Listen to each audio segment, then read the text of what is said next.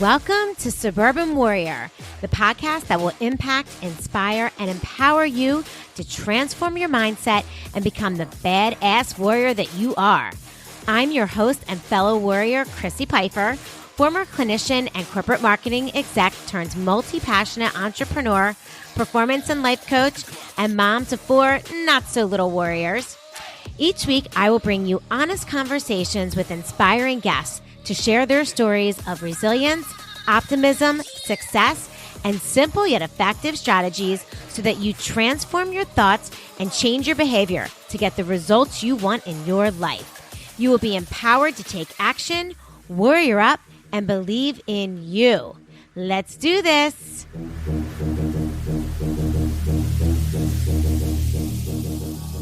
What's up, warriors? Welcome back to another episode of the Suburban Warrior Podcast. I am your host, Crissy Pfeiffer, and guess what? We are going to have some fun today. My guest is going to share an amazing story with you about this wonderful, fantastic lifestyle brand that she has created. And let me tell you, it is going to be fun. This is a great conversation. So stick around and let's get right into it. Let me introduce to you Stephanie Rado Taormina. She is the founder, designer, and CEO of the lifestyle brand Have Some Fun Today. As a fine art artist and interior designer who began her career in fashion over 30 years ago, her creativity and artistic vision has always been at the heart of her work and art. It was that same creative spirit that deeply moved and inspired her after losing her beloved father in 2014. Stephanie has a BA in Communications and Business from the Penn State University.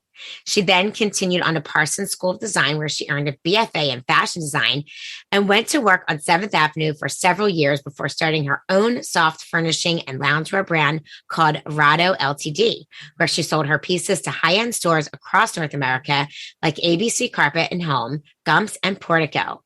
From there, she began another successful design business as principal in her own design firm called Stephanie Rado Taormina Interiors and Art LLC, which she created interiors and fine art for residential and commercial spaces all over the country until she switched gears and founded Have Some Fun Today. Stephanie founded Have Some Fun Today to share her passion for finding the joy in life. She started with a t-shirt and a tote bag, and those 4 words her father always said, and has since created a brand, a mindset, and a philosophy that connects with her customers. It's the beauty of that connection with people that inspires her to keep sharing the message. Welcome to the podcast, Stephanie. It's so great to have you. Thank you, Crissy. I'm really happy to be here. Me too, because I have seen your brand personally, and I love the look of it. I think it's so fun, so energetic, so stylish, but I love even more the message behind it. So I'm excited for my listeners to learn more about you, the story behind the brand, and learn more about this amazing lifestyle company that you've created. So let's get right into it. Why don't you tell our listeners a little bit? I mean, I read through your bio. We have your background, but tell us a little bit about what really prompted you to start this lifestyle brand. Well, I would say, first of all, I'm going to say hi to everybody out there. It's a pleasure to meet all of you. And I'm really excited to share why I started the brand and really what we hope to do with it and how we hope to connect people, just humans, everyday humans, with something as simple as a t-shirt. So to back up, yes, I did. I've always been an artist. I always knew I was going to be a designer. I didn't know if it was going to be interiors or it was going to be fashion. But even as a young girl, I would fill sketchbooks with all kinds of drawings of clothing and shoes and like interior, spaces. But when it got time to go to college, I chickened out and I went to Penn State and thought I was going to be a lawyer initially. And a little bit into that, I was like, no, this isn't going to be good. So I switched over to advertising because it was kind of like still creative, still artsy, but had like some business still attached to it. So I went through that for a while. And then one day I heard about these programs in France and you could be an au pair for the summer. So I did that. I ended up going over to France my junior summer. And it was kind of there being away from, anyone who spoke English, basically, and my friends and what everybody was doing. I think when you're around people, you kind of like give in to what the crowd is doing, especially at that age, for the most part. And so being alone and being in a place where nobody spoke my language, I had a chance as an 18-year-old girl to really think for myself. And what I came up with was that I wanted to become a designer. I didn't care that it was looked down upon to go into the arts if you were a kid who did well in school. So I came back from that experience and I presented it to my parents. And they gave me the green light, even though they had 4 more kids younger than me. And you know what it's like putting one kid through college, let alone letting a kid go through it twice, and in New York City. So when I got to the chance to go to Parsons for fashion after I graduated from Penn State, I took it really seriously.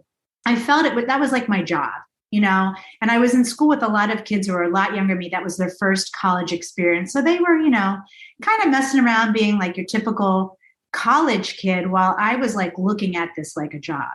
So flash forward many years later, I've been a designer. I kind of leave that industry for a while because I didn't really like the fashion industry in New York. I felt like it was too materialistic for for who I was as a person.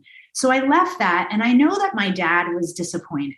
And honestly, through my whole adult life, while he was alive, he would always kind of give me not little digs in a mean way, but kind of like, Steph, why aren't you doing your fashion design? Because I had morphed into being an interior designer from studying fashion in New York. And so now I came back to the suburbs, I'm in my 30s, I'm a young mom, and I start to design interiors because when I came back to Berks County from New York City, I was getting into being a mom. And I really couldn't run any kind of clothing design business going back and forth to Manhattan, being a new mom. It just didn't work. So I kind of gave that up and got into life here in Berks County. I designed my house. People started to see that, and people started to ask me to design their houses. So I thought, oh, this is creative. This is design. And I was happy with that for a long time. But somewhere along the way, I started to kind of like lose interest in doing that just for other people. And at the same time, my father started getting sick. And, I think it was just that I was in this crossroads, but I didn't really realize it at the time. You know how you go through things in life as you grow and evolve as a person, and something that seemed great for a while just doesn't seem to fit anymore. So that's kind of where I was. And, then with my dad being sick, I kind of started going, and he was in hospitals year after year. And I would go and sit with him. I would spend as much time as I could with him. And after 3 years of my father being sick and, dealing with one complication after the next, he passes away in April of 2014. And it was just such a weird time in my life. My father's gone. My father was such a huge presence. He was charming. He was considerate. He was super confident. He was like the biggest cheerleader any of us could ever have. And he always believed in us, his children, more than I think any of us ever believed in ourselves. And so now this man was gone. And throughout this whole experience, I was in my mid 40s when it kind of started. And by the time I was 49 when my father passed away. And so it was an important phase of my life. And probably early menopause was happening. All these changes are happening within me. And really trying to figure out, I wasn't outwardly trying to figure out where I was going next, but inwardly, it was happening without me even really realizing it. And so one of the things that my dad did all day long was, after he spoke with anyone, instead of saying goodbye, or see you later, which most people do, my dad would look you in the eye and he'd say, have some fun today. And, people who had never heard that, it would catch them off guard. They would giggle, they would laugh. But for me, who had heard that for years and years and years, like half the time I'd be like, Dad. But by the end of this whole thing, after 3 years, when my dad would still say, have some fun today, as I left a hospital room, I think that's when subconsciously it started to really impact me. So he passes away, and over 1,000 people came to my dad's funeral. In a small town, that's a lot of people showing up for you. I think, seeing how people reacted after, at the funeral and the weeks that, are after someone passes, what that's like. It's like, obviously, in the beginning, it's like, oh, you're hearing from all these people and there's a lot of love outpouring, but then it's crickets, and you are left with the silence that takes up that space. And then it's up to you to figure out how to move through that. So for me, having been divorced, having experienced things in a small town as a single working mom, now I've lost my father, I have cultivated an ability to work through this stuff through spirituality, gratitude practice, a lot of intense inner work. So one of the things that I would do is I would have my morning ritual. I just sold my house, but I had this lovely spot in my living room that was right under a window, and the sunlight would pour in that spot. And that's where I had my cup of coffee in the morning. And I would do my gratitude practice or whatever I was utilizing at the time to, be in my power. And one of these mornings, I had a vision of a painting. And it was a plain white background. And it simply was painted in the middle of the piece, have some fun today. And that was a light bulb moment for me. And it was exciting. I see this. And that's how I work as a designer. I would see what I'm going to do. I would let it ruminate in my head for a little bit, and then I would see it. And then I knew what I was going to do. So that morning I see this painting. And then right after the painting was in my eyes, I saw the t-shirt, and I saw this pillow, and I saw the tote bag, and I saw the whole micro collection of what I actually ended up doing then 3 or 4 months later. So I'm excited. I call my mother, who I've always been extremely close to.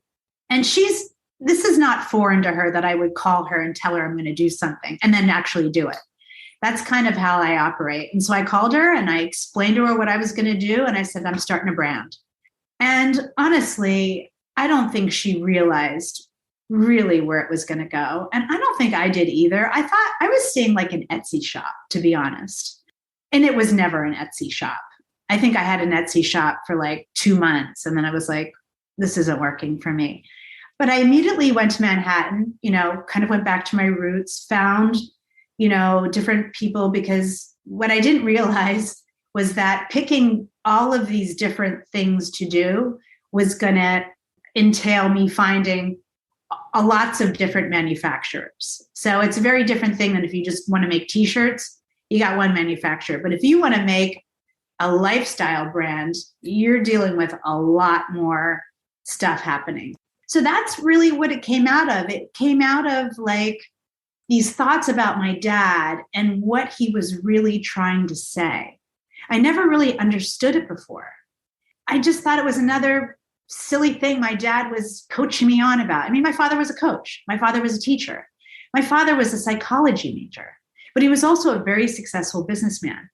And I think sometimes we don't realize how awesome our parents really are as people. I feel like, I feel like years later, I am still uncovering who my dad was. Yeah. And I am continuously finding more ways that I am like him. I'm obsessed with psychology. Yeah. The older I get, I can't read enough about it. I find it so fascinating. And my poor children, I inundate them with psychology books. Oh, listen, you don't have to tell me. I mean, I'm right there with you as a mindset coach, and my poor children are always rolling their eyes. And but I think that speaks to your point about, because for any of us, I mean, as we spoke prior to the podcast recording, I lost my mom when I was younger, and my father a couple of years ago. And so for anyone who has lost a parent, I do think that it's not until we get older or old enough, or maybe even take the time to reflect once they're gone, to really fully understand their impact on us, and also just the kind of person that they are, and that they are throughout their life, and how that dramatically affects who we are, and the choices that we make in our own life. And like, to your point, it's really about, even the choice to go to Penn State and think about studying law. Like, that was probably choices that you made thinking that that was what your parents wanted, or that sort of thing. But ultimately, when you reflect on it, he really just wanted you to be happy. He wanted to see you follow your passion. He wanted to see you, bring your talents to the world. So that was one of the things I was thinking about, even prior to you bringing it up at the end of your conversation. Just, it really is interesting, the grief process, right? And how you're so busy with arrangements and things once they pass away.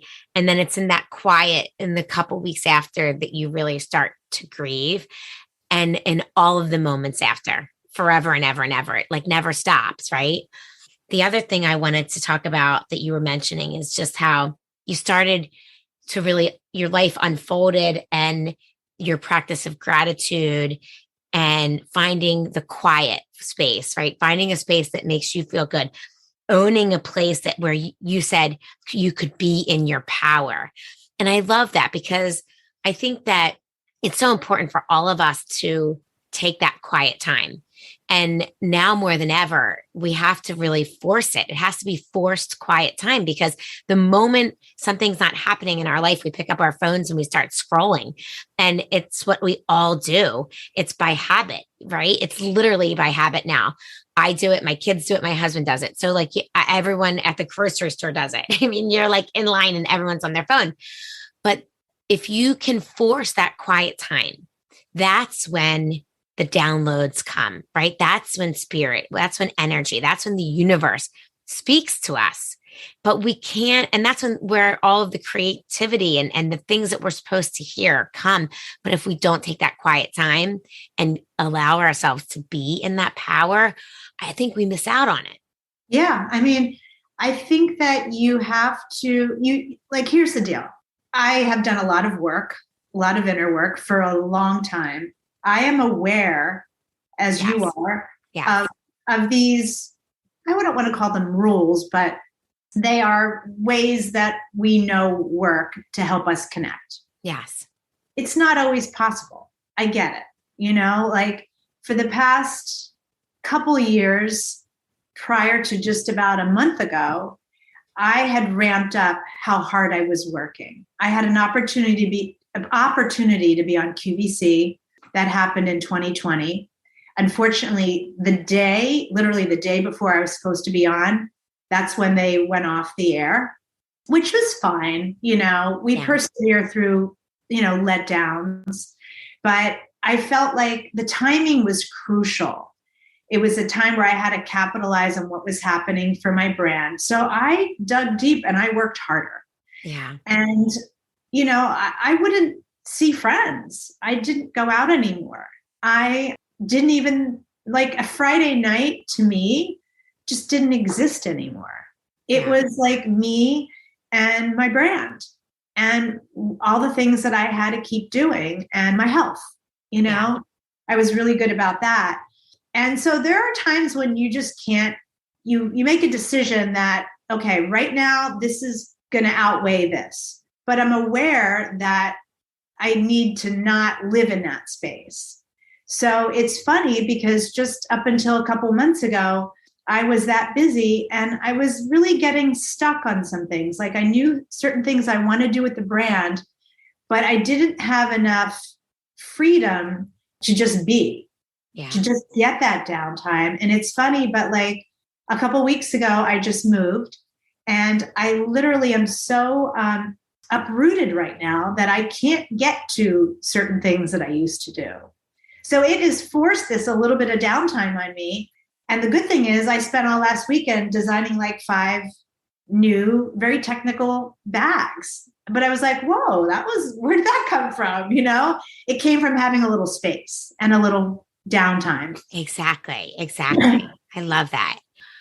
So it's been, gosh, I guess almost 8 years now since you've started Have Some Fun Today. Mm-hmm. And as anyone who has ever started a business or is a business owner knows, it's a roller coaster, right? Ups and downs and ins and outs and everything. What is one of the biggest obstacles that you have felt that you faced, like since you've started your business, and how were you able to overcome it? Well, there's a lot of them, to be honest, but I'll throw out one that comes to mind. When I went to Parsons, we didn't have laptops. We didn't have phones. Yeah. Right. And it doesn't seem that long ago. It was 1990 when I graduated. That seems like not that long ago. Right. But the fact of the matter is those things did not exist. So everything I learned how to do things was on paper. Right. With a pen. Yeah. Right. Exactly. Right. Or designing on a mannequin, so when I decided to get back into fashion, I was coming at it in almost an archaic way. Yeah. Plus, living in a small town in Pennsylvania, people never even heard of YMSing in New York City. Yeah. Exactly. So it's just some of the methods, and I still do things the way I do things today. And it's funny now. It's funny because some of the manufacturers that I'm working with, I will do a hand sketch and that's how I communicate to them. And the funny thing is, just recently, we are working with a manufacturer in Los Angeles. We're going to do some made in the USA garments. I'm so excited. That's awesome. I love that. To do that, but he was commenting on my sketches and he was like appreciating a hand-drawn sketch. And I was like, He was like, I can't tell you, this is awesome. I'm like, really? Because I always feel like embarrassed that I'm giving you like a hand-drawn sketch because I just feel like that's not the way it's done anymore. And I feel old. I feel outdated, in terms of like how I do something. But, sometimes you just got to own it. And I've realized that I don't need to follow someone else's rules. I just don't. And so I'm not. And I'm going to give you a hand-drawn sketch because I actually know how to do that. And that's what you're going to get. And no, I don't need to make a collection every time 3 months roll by. Yeah, right. Exactly. I do things because that's what they are and that's what they're going to be. And I don't need to keep churning out stuff to feel relevant. Yeah. So I've learned to kind of face the challenges of what the norms are in fashion in that industry and feel the pain of it and then say, you know what, this isn't for me. And I think that's also the beauty of being older and coming back into this, not because I'm coming at it that I want to make purses. I'm coming at it because I want to make something that's going to spread a really great message on something that looks really nice and functions well and is well made. And it just seems like a better reason to do something. Absolutely. And I absolutely love that because I think what you're saying can be translated throughout any type of industry, whatever vertical you're in. It's really about, there's so many ways to do things, right? But there are the norms, like, you have to do X, Y, Z first. You have to do A, B, C after, like whatever it is. And a lot of people think like, well, if I can't do it that way, then I'm just not going to do it. And instead it's about really rethinking the norm, right? And thinking about what is it that works for you and just doing it, just starting down that path and realizing that you can do whatever you want because it's your business. Right? Yeah. It's your business. And as long as it's working for you, it'll eventually work. It's just, it has to work for you.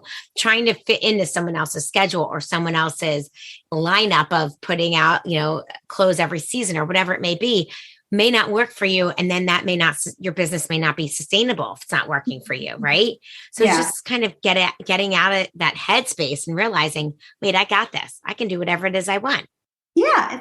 It's actually really empowering and fun. And it's just made me kind of dig my heels in more and just love the individuality and love the uniqueness of everybody. I just think that, people think you have to dress a certain way to be cool, and you don't.